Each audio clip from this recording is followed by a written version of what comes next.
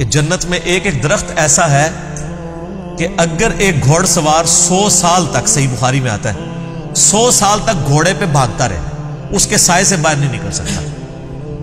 یہ جناب سائز ہے ایک درخت کا، سر ایک درخت کا. تو کائنات پھر کتنی بڑی ہے. بخاری مسلم میں آتا ہے جو سب سے آخر میں جنت میں جائے گا نا دوزخ سے نکال کے، وہ سب سے ادنا درجے کا جنتی ہوگا.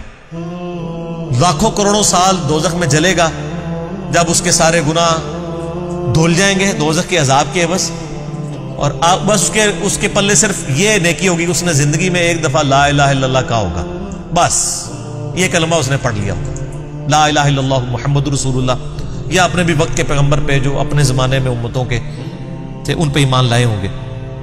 تو جیسے ہی اس کو بخاری مسلم کے الفاظ ہیں دوزخ سے نکالا جائے گا، اللہ تعالیٰ فرمائے گا ہاں بھائی تیرے لیے زمین سے 10 گنا بڑی جنت. تو کہے گا یا اللہ تو خدا ہو کے میرے ساتھ مذاق کرتا ہے. تو بخاری مسلم کے الفاظ ہیں کہ اللہ تعالیٰ اپنی شان کے لائق مسکرائے گا اس کی بات کے اوپر.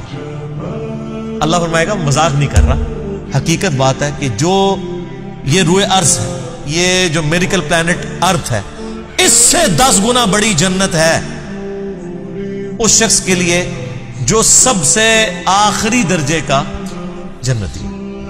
اور سر جو شروع میں چلے جائیں گے ان کی جنتوں کا کون اندازہ لگا سکتا ہے. بخاری مسلم کے الفاظ ہیں کہ جنت میں ایک درجے والا اپنے سے اوپر والے درجے کو یوں دیکھے گا جیسے تم ستارے دیکھتے ہو، اور وہ فرق ایک نیکی کا ہوگا، ایک نیکی کا. اور یہ درجوں کا فرق، یہ تو سر اب ہمیں جب سائنٹسٹ بتا رہے ہیں نا گلیکسیز کی تعداد، اور بتا رہے ہیں جی 2.5 ارب گلیکسیز ہیں، اور ہر گلیکسی میں 300 ارب سے زیادہ سورج اور اس کے ساتھ زمینیں ہیں. تو یہ اللہ نے پورا انتظام کیا ہوا سر. اس وقت بھی جتنی کائنات ڈسکور ہو چکی ہے نا، اگر یہی جنتیوں میں بانٹ دی جائے نا تو یہ بھی اس سے بڑی ہے. اللہ نے تو کیا کچھ پیدا کر دیا. اسی لیے قرآن حکیم میں آتا ہے نا کہ تمہارے رب کے لشکروں کو کوئی نہیں جانتا اس کے سوا. ہم تو یہ نہیں مخلوقات کا احاطہ کر ہی نہیں سکتے جو کچھ اللہ نے پیدا فرما دیا. تو اللہ تعالیٰ ہمارا ہے کہ ٹہنیوں والے درخت ہوں گے ان جنتوں کے. فَبِأَيِّ آلَاءِ رَبِّكُمَا تُكَذِّبَانِ فِيهِمَا عَيْنَانِ تَجْرِيَانِ، ان باغوں میں 2 چشمے جاری ہوں گے. فَبِأَيِّ آلَاءِ رَبِّكُمَا تُكَذِّبَانِ فِيهِمَا مِن كُلِّ فَاكِهَةٍ زَوْجَانِ، اور ان باغوں میں ہر طرح کے میووں کی بھی 2 قسمیں ہوں گی، ہر میوے کی 2 قسمیں ہوں گی. اللہ اکبر. فَبِأَيِّ آلَاءِ رَبِّكُمَا تُكَذِّبَانِ مُتَّكِئِينَ عَلَى فُرُشٍ بَطَائِنُهَا مِنْ اسْتَبْرَقٍ، جو جنتی ہیں وہ تکیہ لگائے بیٹھے ہوں گے بستروں پر جن کے استر جو ہیں وہ گاڑے ریشم کے ہوں گے. وَجَنَ الْجَنَّتَيْنِ دَانٍ، اور دونوں باغوں کا پھل نیچا جھکا ہوگا. یہ نہیں ہے کہ جناب آپ وہ درخت اتنے بڑے بڑے ہیں تو جناب آپ کو کوئی سیڑھی لگا کے یا کسی ڈرون میں بیٹھ کے جانا پڑے. نہیں، ٹہنی لٹک رہی ہوگی، بلکہ اشارہ کریں گے تو ٹہنی اپنے پاس آ جائے گی اور آپ اس کو پھل کو توڑ کے کھائیں گے. کیونکہ جنت کو تو فنا نہیں ہے، آپ کے توڑ کے ختم ہوگا ایک اور وہاں پہ لگ جائے گا. جنت میں کوئی چیز ختم نہیں ہونی سر، جتنا مرضی کھاؤ پیو، ختم کوئی چیز نہیں ہونی. جو آپ کھائیں گے نا آپ، اچھا، اور آپ کو بھی تکلیف سے آزاد کر دیا. کوئی پیشاب نہیں ہے، کوئی پخانہ نہیں ہے. بخاری مسلم کے الفاظ ہیں ایک خوشبودار ڈکار آئے گی سب کچھ ہضم، اور کوئی قبض والا معاملہ نہیں ہوگا، کوئی پیٹ خراب ہونے والا نہیں ہوگا. وہاں اپنے آپ لذت کے لیے کھائیں گے اور بھوک بھی نہیں ہوگی.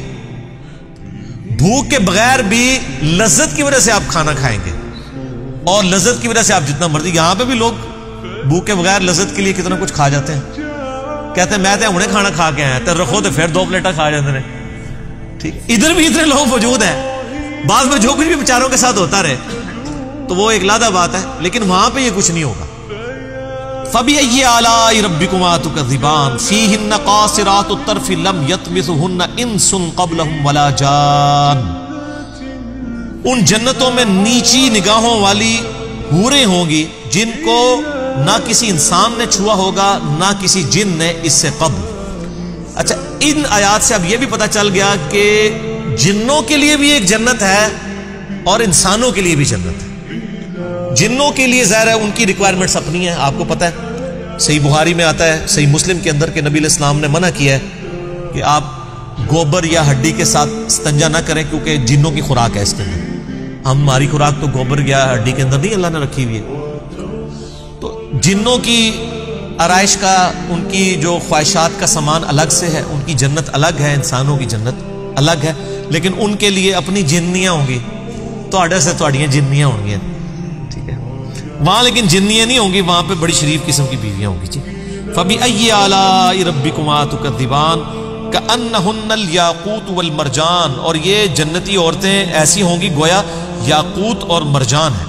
وہ تو صحیح بخاری میں آتا ہے کہ وہ یعنی ایسی ٹرانسپیرنٹ حوریں ہوں گی کہ ان کی جو پنڈلیاں ہیں، پنڈلیوں کے پیچھے ہڈیوں میں جو گودا ہے نا، وہ بھی ٹرانسپیرنٹ نظر آ رہا ہوگا. یہاں پہ تو خیر ان چیزوں میں شاید کوئی اتنی اٹریکشن نہ ہوگی، کوئی شیشے کی کوئی حور بن کے سامنے آ جائے. وہاں کی ریکوائرمنٹس ڈیفرنٹ ہیں، وہاں کے لیے وہاں جا کے پتہ چلے گا. فَبِأَيِّ آلَاءِ رَبِّكُمَا تُكَذِّبَانِ هَلْ جَزَاءُ الْإِحْسَانِ إِلَّا الْإِحْسَانُ، احسان کا بدلہ بجز احسان کے کیا کچھ اور بھی ہو سکتا ہے؟ ہائے ہائے ہائے، یہ اللہ ہی کا ہی فضل ہے. سر اس کی اس آیت کا جو سوز و گداز ہے نا، وہ ایک عربی سمجھ سکتا ہے. اللہ تعالیٰ فرماتا ہے کہ جس نے زندگی میرے لیے گزاری، جس نے میرے لیے دنیا میں تکلیفیں اٹھائیں، حلال و حرام کی تمیز کی، روکھی سوکھی کھا لی، میری وجہ سے اسے دنیا میں نمازوں کی مشقت اٹھانی پڑی، روزوں کی مشقت اٹھانی پڑی، جس نے اتنا احسان کیا ہے، اللہ پہ تو نہیں کیا لیکن اللہ تعالیٰ قدردان ہے. اللہ فرماتا ہے جس نے اس طرح کا احسان کیا ہو تو کیا اس کا بدلہ میری طرف سے احسان کے علاوہ کچھ اور ہو سکتا ہے کہ میں بھی اس کے ساتھ ویسے ہی احسان کروں؟ حالانکہ ہم نے اللہ پہ نہیں احسان کیا ہوا، لیکن یہ اللہ تعالیٰ کی قدر شناسی ہے کہ وہ قدر کرتا ہے انسان. کہ بتاؤ اس احسان کا، اس نیکوکاری کا بدلہ کیا نیکوکاری کے علاوہ کچھ ہو سکتا ہے؟ جو تم نے نیکوکاری کی تو میں تمہارے ساتھ وہی نیکوکاری کروں گا، یعنی مراد یہ کہ جنت دوں گا. فَبِأَيِّ آلَاءِ رَبِّكُمَا تُكَذِّبَانِ، تو اے جن و انس کے گروہ، تم اپنے رب کی کون کون سی نعمتوں کو جھٹلاؤ گے؟